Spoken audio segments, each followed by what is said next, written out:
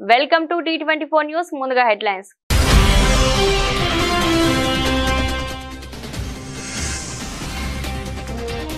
ట్రంప్కు Musk కీలక సూచన, టారిఫ్లపై తగ్గడమే మేలన్న dose సారథి.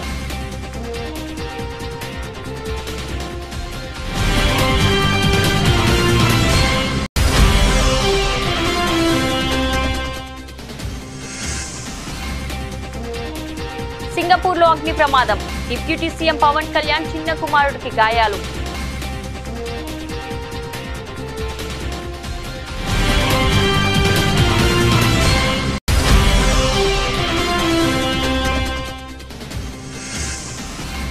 జమ్మూ కాశ్మీర్లో అమిత్ షా సుడిగాలి పర్యటన, బార్డర్ బీఎస్ఎఫ్ పోస్టుల పరిశీలన.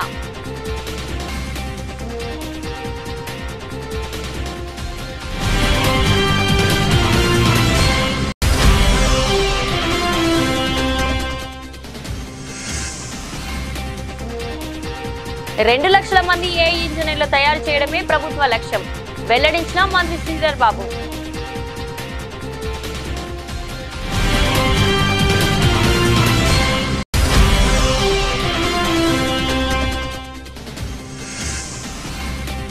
కురుబ లింగమయ్య కుటుంబాన్ని పరామర్శించిన మాజీ CM YS Jaganmohan Reddy.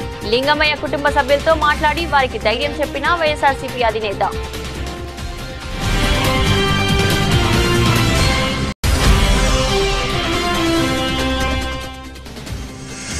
Assembly ఆవరణలో పూలే విగ్రహం ఏర్పాటుకై ఇందిరా పార్క్ వద్ద ఎమ్మెల్సీ కవిత నిరాహార దీక్ష. అనుముల ఇంటెలిజెన్స్ తో రాష్ట్రానికి ప్రమాదమని విమర్శలు.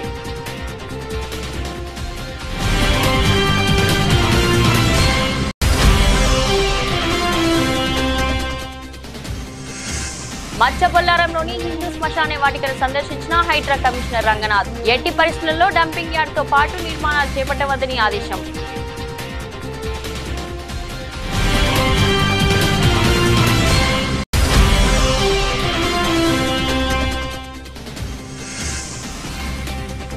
ఈ నెల 27న వరంగల్లో బీఆర్ఎస్ పార్టీ రజతోత్సవ వేడుకలు. పండుగ వాతావరణంలో నిర్వహిస్తామన్న మాజీ మంత్రి ఎమ్మెల్యే తలసాని శ్రీనివాస్ యాదవ్.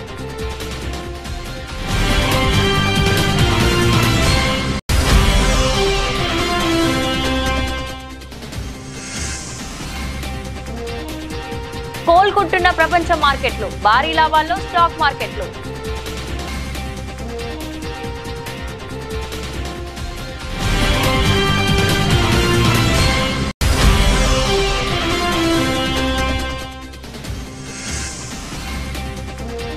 ఉత్కంఠ పోర్లో ఆర్సీబీదే విజయం, ముంబై 4వ ఓటమి.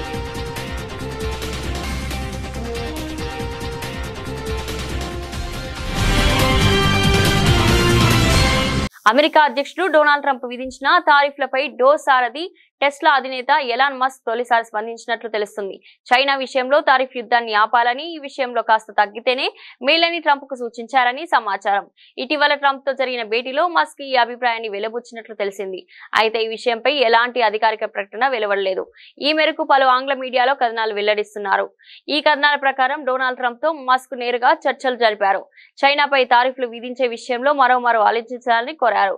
దీనికి ట్రంప్ నిరాకరించారని, తారీఫ్ల విషయంలో తగ్గేదే లేదని కరాఖండిగా చెప్పినట్లు సమాచారం. సింగపూర్ లో జరిగిన అగ్ని ప్రమాదంలో డిప్యూటీ సీఎం పవన్ కళ్యాణ్ చిన్న కుమారుడు మార్క్ శంకర్ చిక్కుకున్నాడు. పాఠశాలలో జరిగిన ఈ ప్రమాదంలో బాబు చేతులు, కాళ్లకు గాయాలయ్యాయి. ఊపిరితిత్తులోకి పొగ వెళ్లడంతో స్కూల్ సిబ్బంది మార్క్ శంకర్ ను ఆసుపత్రికి తరలించి చికిత్స అందిస్తున్నారు. సమాచారం తెలిసిన వెంటనే పవన్ ను సింగపూర్ కు వెళ్లాలని పార్టీ నేతలు సూచించారు. అయితే అల్లూరి సీతారామరాజు జిల్లా పర్యటనలో ఉన్న ఆయన కురిడి గ్రామానికి వస్తానని మాటిచ్చానని, అక్కడ గిరిజనులు కలిసి ఆ తర్వాత సింగపూర్ వెళ్తానని పవన్ కళ్యాణ్ బదులిచ్చారు. ఇవాళ ప్రారంభించాల్సిన కార్యక్రమాలకు ఏర్పాటు చేస్తున్నందున వాటిని పూర్తి చేసి వెళ్తానన్నారు. ఈ పర్యటన ముగిసిన తర్వాత జనసేనాని సింగపూర్ వెళ్లనున్నారు. జమ్మూ కాశ్మీర్ లో శాంతి భద్రత పరిస్థితిపై కేంద్ర హోంశాఖ మంత్రి అమిత్ షా స్వయంగా సమీక్ష నిర్వహించారు. కతువాలో బీఎస్ఎఫ్ జవాన్లతో మాట్లాడారు. బుధవారం ఏప్రిల్ 9 శ్రీనగర్ లో పలు అభివృద్ధి కార్యక్రమాలను అమిత్ షా ప్రారంభించారు. శ్రీనగర్ ఎయిర్పోర్ట్ లో అమిత్ షాకు జమ్మూ కాశ్మీర్ ముఖ్యమంత్రి ఒమర్ అబ్దుల్లా ఘన స్వాగతం పలికారు. జమ్మూలోని సరిహద్దు ప్రాంతమైన కతువాలో పర్యటించారు. వాస్తవాధీన రేఖ దగ్గర బీఎస్ఎఫ్ పోస్టులను పరిశీలించారు. బీఎస్ఎఫ్ ఉన్నతాధికారులతో సరిహద్దు భద్రతపై చర్చించారు. గత కొద్ది రోజులుగా కతువా సరిహద్దు నుంచి చొరబాట్లు పెరిగాయి. అయితే ఉగ్రవాదుల చొరబాట్లను భద్రతా బలగాలు ఎప్పటికప్పుడు తిప్పికొడుతున్నారు.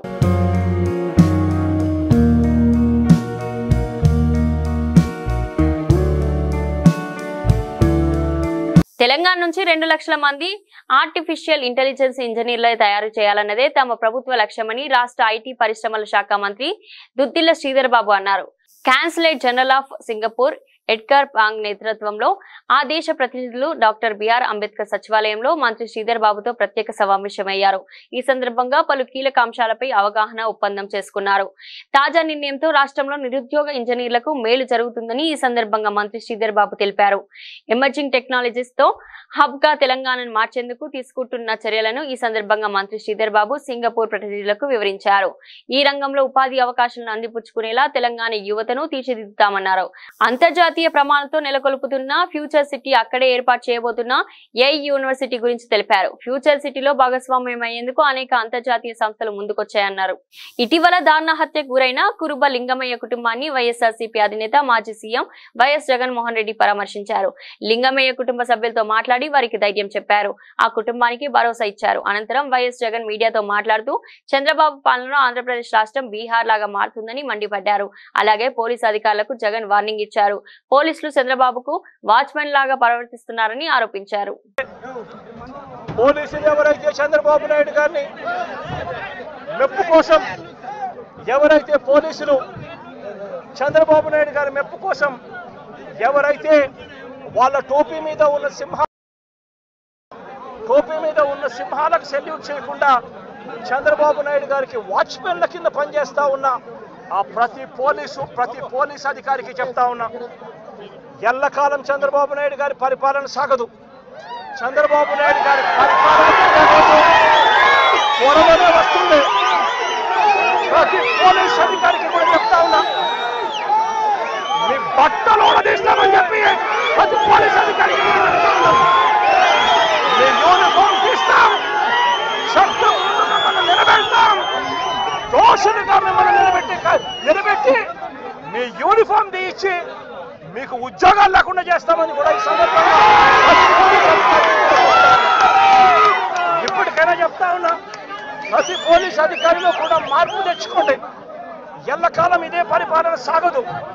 మీరు చేసిన ప్రతి పనికి కూడా వడ్డీతో సహా లెక్కేసి మిమ్మల్ని దోషులుగా నిలబెట్టి మీతో కక్కిచ్చే కార్యక్రమం ఖచ్చితంగా చేస్తామని చెప్పి కూడా ఈ సందర్భంగా ప్రతి పోలీస్ అధికారికి కూడా చెప్తా ఉన్నాం.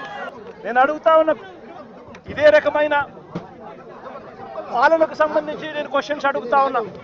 చంద్రబాబు నాయుడు గారిని అడుగుతా ఉన్నా, పోలీసులను అడుగుతా ఉన్నా, అయ్యా మీరు చేసేది న్యాయంగా ఉందా, మీరు చేసేది ధర్మంగా ఉందా అని చెప్పి నేను అడుగుతా ఉన్నా. మీరు చేస్తా ఉన్న ఈ రాంగ్ ప్రెసిడెంట్ వల్ల రాష్ట్రం ఈరోజు బీహార్ కన్నా నాశనమైన పరిస్థితుల్లో ఈరోజు తయారవుతా ఉంది. రాష్ట్రం ప్రతి చర్య మనం చేసేది డెమోక్రసీలో సిగ్గుతో తలొంచుకునే కార్యక్రమానికి మీరంతా కూడా సిగ్గు లేకుండా చేస్తా ఉన్నారు. ఏఐ అంటే ఆర్టిఫిషియల్ ఇంటెలిజెన్స్ కాదని అనుముల ఇంటెలిజెన్స్ అని, ఈ అనుముల ఇంటెలిజెన్స్ తో రాష్ట్రానికి ప్రమాదమని బీఆర్ఎస్ ఎమ్మెల్సీ కల్వకుంట్ల కవిత అన్నారు. అసెంబ్లీ ఆవరణలో పూలే విగ్రహం ఏర్పాటుకై కవిత మంగళవారం ఇందిరా పార్క్ వద్ద నిరాహార దీక్ష చేశారు.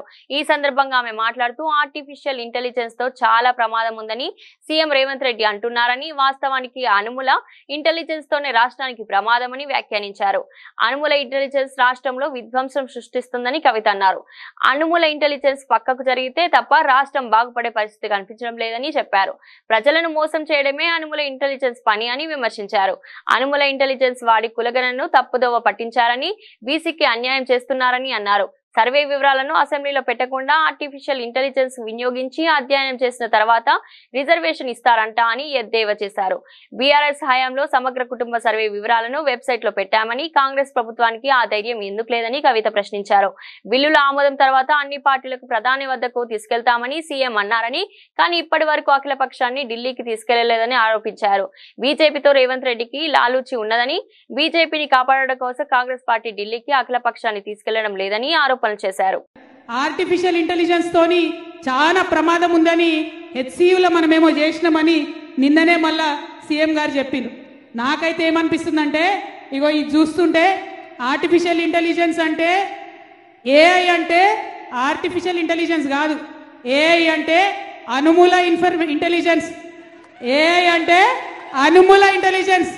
ఈ అనుమూల ఇంటెలిజెన్స్ వాడి మా కులగణను తప్పుదో పట్టించి బీసీ కులాలకు అన్యాయం చేసే ప్రయత్నం జరుగుతుంది తప్పితే ఇంకోటి కాదు. కాబట్టి ఈ అనుముల ఇంటెలిజెన్స్ మొత్తం రాష్ట్రంలో విధ్వంసం సృష్టిస్తున్నది. అనుముల ఇంటెలిజెన్స్ పక్కకు జరిగితే తప్ప రాష్ట్రం బాగుపడే పరిస్థితి కనబడతలేదు. అది కులగణన కావచ్చు, హెచ్సియు కావచ్చు, ఇంకోటి కావచ్చు. మేడ్చల్ జిల్లా మచ్చబొల్లారంలో ఇటీవల శ్మశాన వాటికను డంపింగ్ యార్డ్ గా మారుస్తున్నారని, పలు నిర్మాణాలు చేపడుతున్నారని కాలనీ వాసులు ఫిర్యాదు చేసిన నేపథ్యంలో రంగనాథ్ శ్మశాన వాటిక స్థలాన్ని పరిశీలించారు. హిందూ శ్మశాన వాటిక కోసం కేటాయించిన స్థలాన్ని కబ్జా చేస్తూ డంపింగ్ యార్డ్ గా మార్చేందుకు ప్రయత్నించడం సరికాదని అన్నారు. హిందూ శ్మశాన వాటికలో ఎట్టి పరిస్థితుల్లో డంపింగ్ యార్డ్ తో పాటు నిర్మాణాలు చేపట్టవద్దని అల్వాల్ మున్సిపల్ డిప్యూటీ కమిషనర్ కు రంగనాథ్ సూచించారు. డంపింగ్ యార్డ్ కోసం కేవలం 2 ఎకరాల స్థలాన్ని మాత్రమే కేటాయించాలని, దాదాపు 5 ఎకరాలలో డంపింగ్ చేయడం సమంజసం కాదని అన్నారు. ఈ శ్మశాన వాటిక అంటే ఈ గ్రేవ్ యార్డ్ దగ్గరికి రావడం జరిగింది. ఇక్కడ గత కొన్ని రోజులుగా ఇక్కడ స్థానికులు ఇక్కడ చెత్తని డంప్ చేస్తారు. అంటే ఇది ఒక కలెక్షన్ యార్డ్గా వాడుతూ ఇక్కడ సార్టింగ్ స్టేషన్ కూడా పెట్టి ఇక్కడ జరుగుతున్న దీన్ని వీళ్ళకి యాక్చువల్గా అలాట్ చేసింది. అంటే ఇక్కడ చేస్తున్నటువంటి సంస్థ ఏదైతే ఉందో రామ్కి అనే వారు వాళ్ళకి కాంట్రాక్ట్ ఇవ్వడం, వాళ్ళు 2 ఎకరాలకి అలాట్ చేస్తే వాళ్ళు కొంచెం ఎక్స్ట్రాగా ఇంకొక 3-4 ఎకరాలు ఆక్రమించి చేశారనేది ఇక్కడ స్థానికంగా కంప్లైంట్. అంటే వాళ్ళకి ఇచ్చిన దానికంటే ఎక్కువగా ఉన్న ఏరియాలో తీసుకున్నారు. ప్లస్ చెత్త డంప్ చేయడం వల్ల ఇక్కడ వీళ్ళకి ఇక్కడ కొంత ఇబ్బందులు వస్తున్నాయి ఉన్నట్టు చుట్టుపక్కల ఉన్న కాలనీస్ అనేది కూడా. That was another complaint.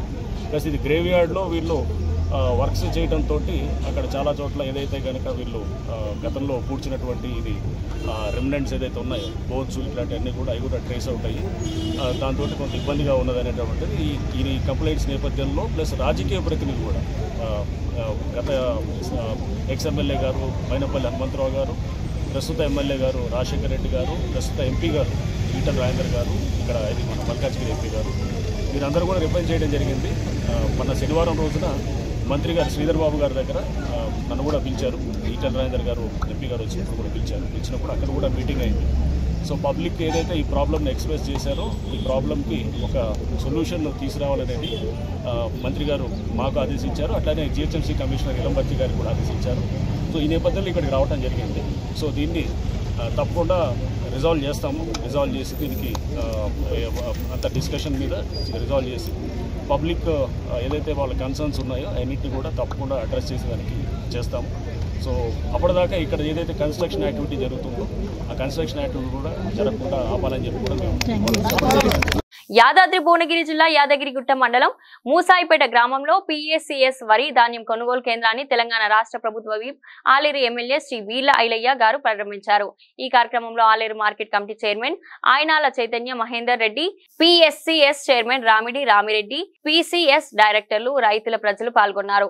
ఈ సందర్భంగా ఎమ్మెల్యే వీర్ల ఐలయ్య గారు మాట్లాడుతూ, మూసాయిపేట నా సొంత గ్రామం లాంటిది. వ్యవసాయం చేసినా ఏ రైతు కూడా ఇబ్బంది పడకుండా ఉండాలని రైతులు తీసుకొచ్చిన ధాన్యాన్ని త్వరితగతిన కొనుగోలు చేయాలన్నట్లు తెలిపారు.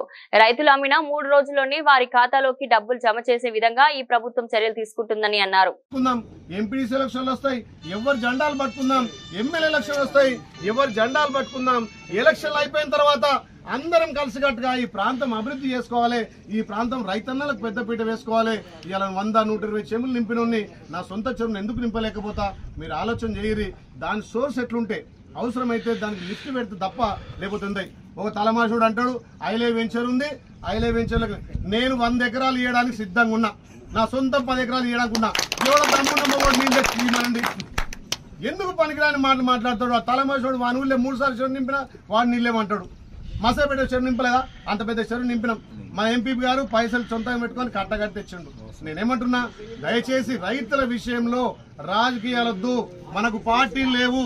రైతుల బాగు కోసం, ఈ ప్రజల బాగు కోసం అన్ని రకాల చేద్దాం. ఇలా పార్టీలు ఏవైనా రైతుల కోసం మనం పిఎస్ సెంటర్లో, ఐకేపీ సెంటర్ ఓపెన్ చేస్తామా? రైతు విషయంలో ఎక్కడ కూడా ఏ పార్టీ కూడా, అది టీఆర్ఎస్ కానీ, బీజేపీ కానీ, కాంగ్రెస్ కానీ, కమ్యూనిస్ట్ కానీ, రైతుల కోసం పనిచేద్దాం. ఇది చక్కటి అవకాశం. ఈ కాంగ్రెస్ పార్టీ రైతులకు పెద్దపీట వేసింది. పెద్దలు ఇప్పుడే చెప్పారు, ఏబీవీజీ బ్యాంక్ ఉన్నప్పుడు అందులో కొంత డబ్బులు పడి కూడా ఆ అకౌంట్ మిస్ మ్యాచ్ వల్ల అది తెలంగాణ బ్యాంక్ కాలేదు కాబట్టి కొంత అమౌంట్ వాపసు పోయిన చెప్తున్నారు. తప్పకుండా అది ప్రభుత్వం దృష్టి తీసుకుపోయి వ్యవసాయ శాఖ మంత్రులతో మాట్లాడి, అవసరమైతే ముఖ్యమంత్రితో మాట్లాడి వాళ్ళకు వచ్చేటట్టు చేద్దాం. ఇంకా కూడా కొంత రుణమాఫీ కానాలు టెక్నికల్ ఇష్యూల వల్ల కానీ ఇంకేదైనా ప్రాబ్లం ఉంటే తప్పకుండా రైతులకు బాగు చేయాలనే 21,000 కోట్లతోటి 25 లక్షల మందికి ఇచ్చి కొంత 10% 20% ఇంకే % ఉందో ఆ % ఇవ్వడానికే. తెలంగాణలో నేరాల సంఖ్య తగ్గిందని డీజీపీ జితేందర్ రెడ్డి అన్నారు. డీజీపీ కార్యాలయంలో 2 రోజుల పాటు పోలీసు ఉన్నతాధికారులతో నిర్వహించనున్న అర్ధవార్షిక నేర సమీక్ష సమావేశాలతో మాట్లాడుతూ దోపిడీలు దొంగతనాలు పూర్తిగా తగ్గుముఖం పట్టాయని, గత ఏడాదితో పోలిస్తే క్రైమ్ రేటు 5% తగ్గిందన్నారు. విజిబుల్ పోలీసింగ్ సత్ఫలితాలనిస్తుందని పేర్కొన్నారు. నేరాలను తగ్గించేందుకు తమ పోలీస్ శాఖ చేసిన కృషి ఫలించిందన్నారు.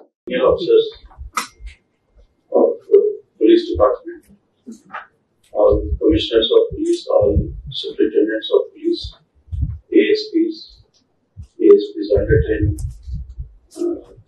all ladies and gentlemen, good morning. I welcome all of you for this second half year verification for the period July to December 24. In fact, we scheduled it in January also and February also. Somehow we could not hold it, so it is little delayed, but whatever it may be. There are a lot of other issues also to be discussed, and we need to have a policy discussion also on some of the issues. So I welcome all of you. I request all of you to be alert, and if you feel that anybody needs a 5 minutes break or something, they can go and come back immediately. Then we'll have discussion on almost all issues related to the police department. పండుగ వాతావరణంలో BRS party రజతోత్సవ వేడుకలు నిర్వహించనున్నట్లు మాజీ మంత్రి Sanath Nagar MLA Talasani Srinivas Yadav తెలిపారు. మంగళవారం తెలంగాణ భవన్ లో greater Hyderabad స్థాయి బీఆర్ఎస్ పార్టీ ముఖ్య నాయకుల సమావేశం మాజీ మంత్రి తలసాని శ్రీనివాస్ యాదవ్ అధ్యక్షతన జరిగింది. ఈ సందర్భంగా ఆయన మాట్లాడుతూ ఈ నెల 27వ తేదీన పార్టీ రజతోత్సవ వేడుకల సందర్భంగా అన్ని డివిజన్లలో పార్టీ పథకాలను ఆవిష్కరించడం జరుగుతుందన్నారు. పార్టీ ఆవిర్భవించి 20 సంవత్సరాలు అవుతుందన్న సందర్భంగా అదే రోజు వరంగల్ జిల్లా ఎల్కతుర్తిలో జరిగే భారీ బహిరంగ సభకు పెద్ద ఎత్తున తరలి వెళ్లనున్నట్లు చెప్పారు. బహిరంగ సభకు పార్టీ శ్రేణులను సన్నద్ధం చేసేందుకు రేపటి నుండి నియోజకవర్గ స్థాయి సమావేశాలను నిర్వహించడం జరుగుతుందని తెలిపారు. ఈ నెల 27వ తేదీన భారత రాష్ట్ర సమితి అంటే ఆ రోజుల్లో ఉన్నటువంటి తెలంగాణ రాష్ట్ర సమితి పార్టీ ఆవిర్భావం 25 వసంతాలు పూర్తి చేసుకుంటున్నటువంటి శుభ సందర్భంలో మా ప్రియతమ నాయకుడు కేసీఆర్ గారి నాయకత్వంలో మరి బ్రహ్మాండంగా 2001లో పార్టీని ప్రారంభించడమే కాకుండా 13-14 సంవత్సరాలలో తెలంగాణ సాధించడమే కాకుండా తెలంగాణ రాష్ట్ర ఆవిర్భావంతో పాటు మరి ఒక ఉద్యమ నాయకుడే రాష్ట్రానికి ముఖ్యమంత్రి కావడం, 10 సంవత్సరాల పరిపాలన ఈ దేశానికి ఆదర్శంగా రైతులు కానీ, యువకులు కానీ, మహిళలు కానీ, నిరుద్యోగులు కానీ మన గ్రామీణ ప్రాంతంలో నీళ్లు, కరెంటు లేకుండా సుమారు 65 సంవత్సరాలు ఇబ్బంది పడిన వాళ్లకు కేసీఆర్ గారి నాయకత్వం, వారికి ఉన్నటువంటి విజన్ అనేది ఏందో ఆ 10 సంవత్సరాల స్వర్ణ యుగాన్ని ప్రజలు చూసిర్రు. మరి 27వ తేదీన జరిగేటువంటి ఆవిర్భావం మా అందరికీ మా ఇంట్లో ఒక పండుగ రోజు, మా కుటుంబాలలో ఒక పండుగ రోజుగా భావించి దీన్ని బ్రహ్మాండంగా గ్రేటర్ హైదరాబాద్ పరిధి నుంచి కూడా భారీ ఎత్తున మేము అక్కడికి వెళ్ళాలనేటువంటి ఉద్దేశంతో ఈ రోజు ఒక మీటింగ్ ఏర్పాటు చేసుకోవడం జరిగింది.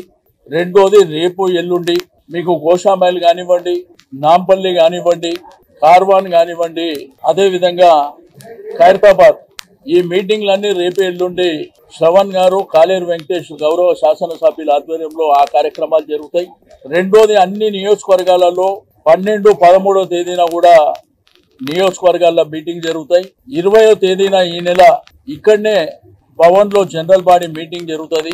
మరి ఆ తర్వాత 27వ తారీఖున ప్రతి డివిజన్ లో కూడా జెండా ఆవిష్కరణ కార్యక్రమం చేపట్టడం, బ్రహ్మాండంగా అలంకరణ చేసుకోవడం. భారత స్టాక్ మార్కెట్లు నిన్నటి నష్టాల నుంచి క్రమంగా పుంజుకుంటున్నాయి. ఈ రోజు మార్కెట్ లో పాజిటివ్ ధోరణులు ప్రారంభమయ్యాయి. ఈ క్రమంలో సెన్సెక్స్ 1200, నిఫ్టీ 400 పాయింట్లకు పైగా లాభపడతాయి. ఆ వివరాలేంటో ఇక్కడ చూద్దాం. ట్రంప్ టారిఫ్ టెర్రర్ కారణంగా వరుసగా 3 రోజులుగా క్షీణతను చూస్తున్న ప్రపంచవ్యాప్తంగా మార్కెట్లు ఇప్పుడు కోలుకుంటున్నాయి. ఈ క్రమంలో నేడు భారత స్టాక్ మార్కెట్లు భారీ లాభాలతో ప్రారంభమయ్యాయి. సెన్సెక్స్ 1200 పాయింట్ల లాభంతో ట్రేడ్ అయింది. అదే సమయంలో నిఫ్టీ కూడా 400 పాయింట్లతో పెరిగింది. బ్యాంక్ నిఫ్టీ కూడా దాదాపు 800 పాయింట్లతో పుంజుకుంది. నిఫ్టీ మిడ్ క్యాప్ 100 కూడా 1000 పాయింట్లకు పైగా లాభపడింది. ఈ క్రమంలో మార్కెట్లో ఎక్కడ చూసినా కొనుగోలు కనిపిస్తున్నాయి. నిఫ్టీలోని 50 స్టాక్స్ అన్ని గ్రీన్ మార్కెట్ ప్రారంభమై దూసుకెళ్తున్నాయి. దీంతో అనేక మంది మదుపర్లు లాభపడుతున్నారు. ఒకప్పుడు సినీ నటిగా ఓ వెలుగువిరిగిన అందాల రాశి రంభ పెళ్లి తర్వాత సినిమాలకు పూర్తిగా దూరమయ్యారు. సుదీర్ఘ విరామం తర్వాత ఇప్పుడు టాలీవుడ్ లో రీఎంట్రీకి రెడీ అయ్యారు. ఈ నేపథ్యంలో రంభ తన భర్త ఇంద్రకుమార్ పద్మనాభంతో కలిసి తిరుమల శ్రీవారిని దర్శించుకున్నారు. రంభతో కలిసి ఫోటోలు తీసుకునేందుకు అభిమానులు పోటీ పడ్డారు. పెళ్లి తర్వాత సినిమాలకు దూరంగా ఉంటున్న రంభ ప్రస్తుతం భర్త పిల్లలతో హ్యాపీ లైఫ్ లీడ్ చేస్తున్నారు. ఇటీవల నటుడు జేడి చక్రవర్తితో కలిసి ఓ బుల్లితెర షోలో కనిపించారు రంభ. Thank you. అదే 15 ఏళ్ళు అయింది కదండి. సో మేము వాళ్ళ దర్శించుకోవాలి స్వామి వారిని అని వచ్చాము. సినిమాల రీఎంట్రీ గురించి ఏమైనా క్లారిటీ ఇస్తారా మేడం? చాలా మంది అయ్యో తెలీదండి, అది ఏమీ అనుకోలేదు, జస్ట్ వచ్చాను. సో ఏదైనా బెస్ట్ స్క్రిప్ట్స్ ఏమైనా వస్తే చేయడానికి రెడీగా ఉన్నారా మేడం? మంచిది, నాకు నచ్చేటి వస్తే చేస్తానండి తప్పకుండా. మేము సినిమాలోనే పుట్టి ఇక్కడే పెరిగాం కాబట్టి సో మాకు సినిమానే లైఫ్. సో మంచి క్యారెక్టర్స్ వస్తే మంచి డెఫినెట్ గా నేను చేస్తాను. రీసెంట్ టైమ్స్ లో ఏమన్నా స్క్రిప్ట్స్ మీ దగ్గరికి వచ్చాయా? నేను ఇప్పుడు దాకా ఏమీ వినలేదండి. జస్ట్ నాకు ఒక ప్రోగ్రామ్ లో అడిగారు కాబట్టి వచ్చాను, ఇక్కడ ఉన్నాను కాబట్టి. బట్ లేకపోతే ఇంకా ఏం అనుకోలేదు, ఏది అనుకొని రాలేదు కదండి ఫస్ట్. సో అట్లానే ఏమీ అనుకోలేదు. గత కొంతకాలంగా పైకి ఎగబాగిన బంగారం ధరలు భారీగా తగ్గాయి. ఒక్కరోజే ఏకంగా 1500 పైగా తగ్గింది. దీంతో ఢిల్లీ బులియన్ మార్కెట్ లో 10 గ్రాముల స్వచ్ఛమైన బంగారం ధర 91,450కి దిగి వచ్చింది. వారం రోజుల క్రితం ఈ ధర 93,000 స్థాయిలో ఉండగా తాజా తగ్గుదలతో 92,000 దిగువకు పడిపోయింది. ఆభరణాల వర్తకులు స్టాకిస్టులు అమ్మకాలకు మొగ్గు చూపడంతోనే పుత్తడి ధర దిగివచ్చినట్లు బులియన్ వర్గాలు తెలిపాయి. ఇక హైదరాబాద్ బులియన్ మార్కెట్ లో 10 గ్రాముల బంగారంపై 280 తగ్గి 90,380గా నమోదైంది. పసిడితో పాటు వెండి ధరలు కూడా నిన్న దిగొచ్చాయి. పారిశ్రామిక వర్గాలు నాణాల తయారీదారుల నుంచి కొనుగోలు పూర్తిగా నిలిచిపోవడంతో వెండి ధర కిలోకు 3,000 తగ్గి 92,500కు దిగి వచ్చింది. హైదరాబాద్ లో మాత్రం కిలో వెండి 1.3 లక్షలుగా ఉంది. అమెరికా అధ్యక్షుడు ట్రంప్ దెబ్బకు ఈ ఈక్విటీ మార్కెట్లు కుప్పకూలడంతో పాటు ఆర్థిక మాంద్యం భయాలు వెంటాడుతుండటంతో మదుపర్లు విక్రయాల వైపు మొగ్గు చూపుతున్నారు. ధరలు తగ్గడానికి ఇదే కారణమని మార్కెట్ నిపుణులు చెబుతున్నారు. ఇక అంతర్జాతీయ మార్కెట్ లో బంగారం ధర ఔన్స్ కు $10.16 తగ్గి 3,027 వద్ద ఉండగా వెండి $30.4 వద్ద కొనసాగుతుంది. సొంత స్టేడియంలో రాయల్ ఛాలెంజర్స్ బెంగళూరు తో జరిగిన ఐపీఎల్ మ్యాచ్ లో ముంబై ఇండియన్స్ జట్టు పరాజయం పాలైంది. చివరి ఓవర్ వరకు ఉత్కంఠభరితంగా సాగిన ఈ మ్యాచ్ లో ఆర్సీబీ 12 పరుగుల తేడాతో విజయం సాధించి 3వ విజయాన్ని తన ఖాతాలో వేసుకోగా ముంబై ఇండియన్స్ 5 మ్యాచ్ల్లో 4 ఓటములతో ప్లే ఆఫ్ అవకాశాలను సంక్లిష్టం చేసుకుంది. ఆర్సీబీ నిర్దేశించిన 222 పరుగుల లక్ష్యాన్ని ఛేదించే క్రమంలో ముంబై ఇండియన్స్ నిర్ణీత 20 ఓవర్లలో 9 వికెట్లు నష్టపోయి 209 పరుగులు మాత్రమే చేయగలిగింది. గతంలో 219 పరుగుల లక్ష్యాన్ని ఛేదించిన ముంబై ఈసారి మాత్రం 222 పరుగుల లక్ష్యాన్ని ఛేదించలేక చితికిలపడింది. రోహిత్ శర్మ 17 మరోమారు నిరాశపరిచాడు. మెరుపులు మెరిపిస్తాడనుకున్న సూర్యకుమార్ యాదవ్ కూడా అభిమానుల ఆశలను అందుకోలేకపోయాడు. కెప్టెన్ హార్దిక్ పాండ్యా దూకుడుగా ఆడినప్పటికీ జట్టును ఓటమి నుంచి కాపాడలేకపోయాడు. 15 బంతుల్లో 3 ఫోర్లు 4 సిక్సర్లతో 42 పరుగులు చేశాడు. తిలక్ వర్మ 29 బంతుల్లో 4 ఫోర్లు 4 సిక్సర్లతో 59 పరుగులు చేసి టాప్ స్కోరర్ గా నిలిచాడు. విల్ జాక్స్ 22 పరుగులు చేశాడు. చివరి ఓవర్ వరకు ఉత్కంఠగా సాగిన ఈ పోరులో ముంబై ఇండియన్స్ విజయానికి 13 పరుగుల దూరంలో ఆగిపోయింది. ఆర్సీబీ బౌలర్లో కృణాల్ పాండ్యా 4 వికెట్లు తీసుకోగా యష్ దయాల్, హేజల్ ఫుడ్ చెరో 2 వికెట్లు తీసుకున్నారు. బులెటిన్ ముగించే ముందు హెడ్లైన్స్ మరోసారి.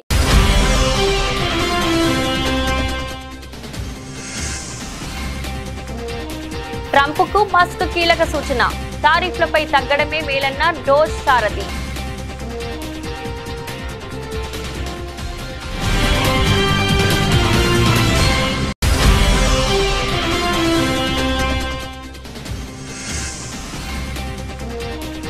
సింగపూర్ లో అగ్ని ప్రమాదం, డిప్యూటీ సీఎం పవన్ కళ్యాణ్ చిన్న కుమారుడికి గాయాలు.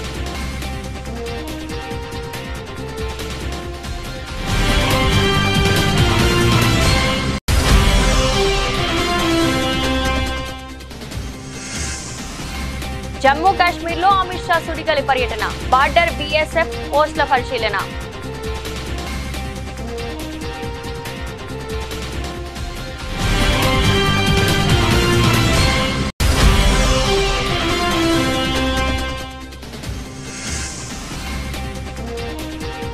2 లక్షల మంది ఏఐ ఇంజనీర్లు తయారు చేయడమే ప్రభుత్వ లక్ష్యం వెల్లడించిన మంత్రి శ్రీధర్ బాబు.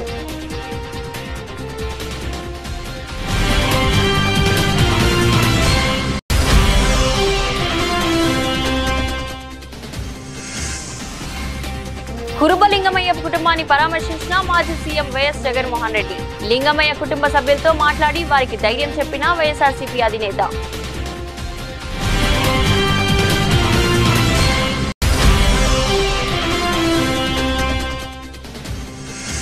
అసెంబ్లీ ఆవరణలో పూలే విగ్రహం ఏర్పాటుకై ఇందిరా పార్క్ వద్ద ఎమ్మెల్సీ కవిత నిరాహార దీక్ష. అనుమూల ఇంటెలిజెన్స్ తో రాష్ట్రానికి ప్రమాదమని విమర్శలు.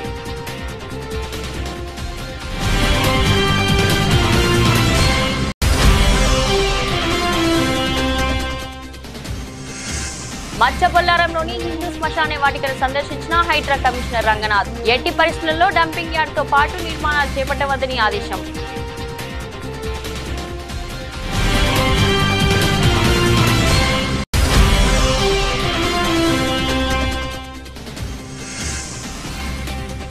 ఈ నెల 27న వరంగల్లో బీఆర్ఎస్ పార్టీ రజతోత్సవ వేడుకలు. పండుగ వాతావరణంలో నిర్వహిస్తామన్న మాజీ మంత్రి ఎమ్మెల్యే తలసాని శ్రీనివాస్ యాదవ్.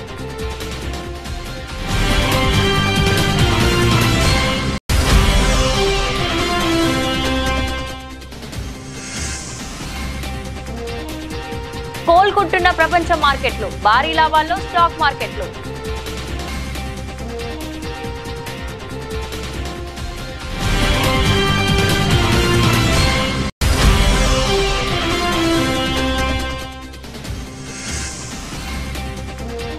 ఉత్కంఠ పోర్లో ఆర్సీబీదే విజయం, ముంబై 4వ ఓటమి.